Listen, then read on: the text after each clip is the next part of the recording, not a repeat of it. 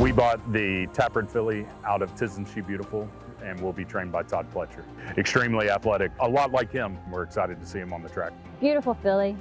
She's out of a graded stakes mare that ran early as a 2-year-old, so I like that quite a bit out of her. This filly looks like she's going to be super early and precocious. Very good muscled filly, just a lot to like about her. Taproot, standing at Gainesway. Hi everybody, it's Jay Privman along with Marty McGee, and this is our final Derby Watch video preceding the draw for the Kentucky Derby next Monday. Marty is in Kentucky.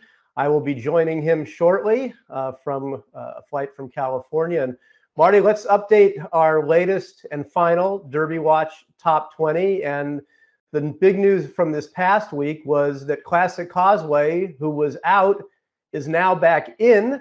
What did that do in terms of the odds for you for the Derby Watch? Well, we just kind of took out, well, we didn't kind of, we did. We took out Morello, who dropped out over the weekend, Jay, out of Derby consideration for Steve Asmussen, and put in Classic Causeway. It had been a situation brewing with the owners and trainer Brian Lynch in lengthy discussions whether or not to run Classic Causeway off his last place finish in Florida Derby. In the Florida Derby, and he's in. So he's got plenty of points to go in, and as we'll talk about here shortly, he's a major presence. But otherwise, I'm dying on that hill with Zandon Hill as the favorite. With Zandon as the favorite, and it just looks like to me he's got a lot of support. He's got Chad Brown and Flavian Pratt in his corner. There's going to be a ton of pace, it looks like, which we will talk about, and a slight favorite. I think it's going to be close in terms of favoritism, but Epicenter and Zandon definitely the top two in Derby 148. And that pace that you referenced, obviously impacted by the inclusion of Classic Causeway, who, as we've seen in the Sam Davis and the Tampa Bay Derby, and even in the Florida Derby when he ran so poorly. In all three of those races, Marty, he breaks like a shot. And early position has been very, very effective in the Derby, especially over the last 8 years. That's something I wrote about in my Derby Watch feature for this week. But let's talk about the impact of the pace in terms of Classic Causeway and sort of the situation involving early voting, who is still on the fence, with Chad Brown seemingly giving a slight lean to not running. But obviously, if he, whether he goes or doesn't go, it's a pace. It impacts the pace one way or the other. Well, Chad has said that it depends on what the pace looks like. That's one of the factors involved in whether or not he will actually send early voting to Kentucky. You would think that with Classic Causeway in there as the apparent speed, that Chad would go ahead and take a base on balls and say, I'm going to wait for the Preakness. But if he is in there early voting, he being the pace setter in the Wood Memorial, he would join a host of others, including Classic Causeway, who is quarter horsed out of there in each of his last three races, which is somewhat curious in that as a 2-year-old, he didn't really show that kind of gait zip. But nonetheless, he's in there, as are horses such as Zozos and Summer Is Tomorrow. You would think both of them are going to go. Brad Cox has already said our strategy is going to be forwardly placed with Zozos. And there's a number of others, Jay, who have the kind of speed to stay close to those, including, of course, one of the favorites, Epicenter. Very interesting pace scenario here in the Derby.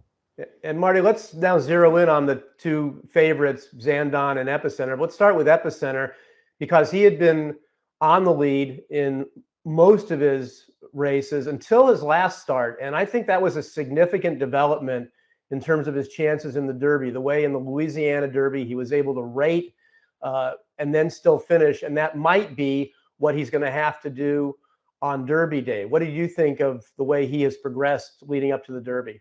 Well, he's progressed fabulously, and obviously it's going to be key, the tactics for him with Joel Rosario riding him. As you mentioned, he was able to relax off the pace in the Louisiana Derby. It's something he really had not done in prior starts.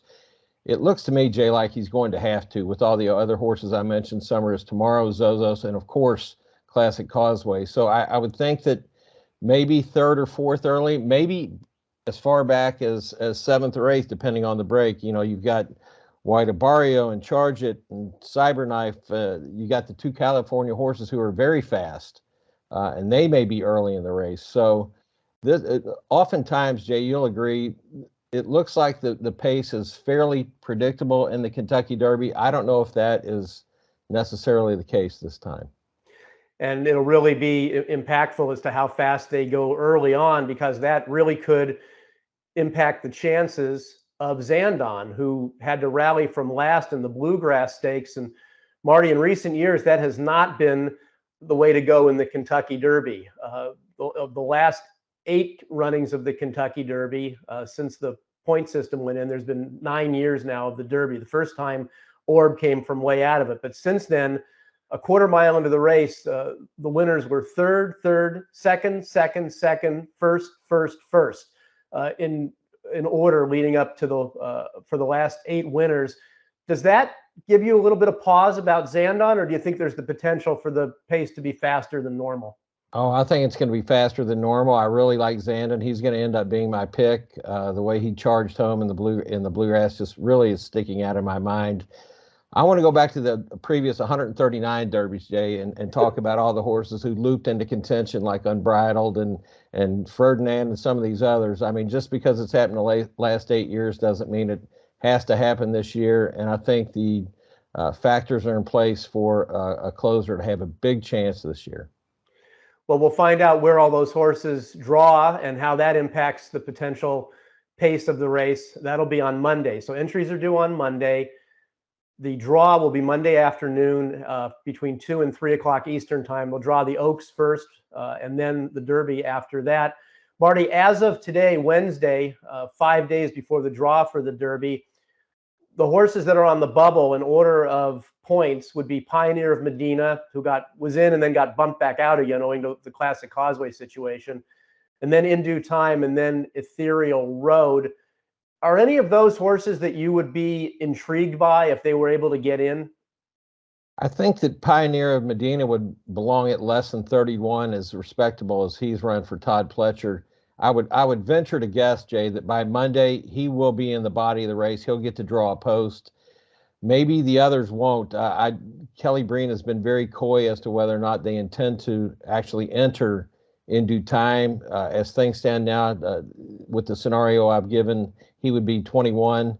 And if you draw in from 21 or any of the AEs, you have to start way outside, which isn't necessarily bad, but nonetheless, given the choice of being in a field of 10 or whatever, the Preakness and Kelly being an East Coaster, they might do that. Ethereal Road, I would think that they would want to run if under any circumstance. And the connections of Rich Strike have said, we definitely want to be on the program, and any way we can run, we will. Maximum field of 20 can enter the Derby on Monday. Up to 4 also eligibles can be put on an also eligible list, and those horses would have until 9 a.m. Eastern on Friday, Oaks Day, the day before the Derby, to draw in. After that, all seats are taken for the Kentucky Derby. We will be updating all of that here at DRF.com. Marty's already obviously on the scene for the Derby. Mike Welsh has come in and is already giving you his bird's eye view of all the workouts every morning, and I'm heading back there shortly, and we'll be added to the team along with Dave Grenning, Nicole Russo, and Marcus Hirsch, and our fabulous photographer, Barbara Livingston. So make sure you come here to DRF.com for all the Derby news. That's it for this year's Derby Watch. Marty and I will be back next week to tell you who we like in the Kentucky Derby. For Marty McGee, I'm Jay Privman. Thanks for joining us this year.